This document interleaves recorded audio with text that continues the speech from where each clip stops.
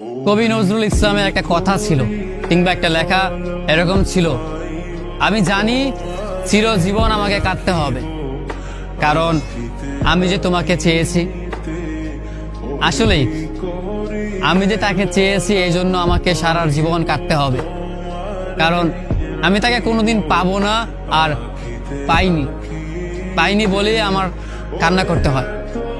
তাকে আমি প্রচন্ড ভালোবাসি বলেই আমার কান্নাটা আসে, তাকে আমি আমার করে পাইনি বলেই আমার কষ্টটা হয়।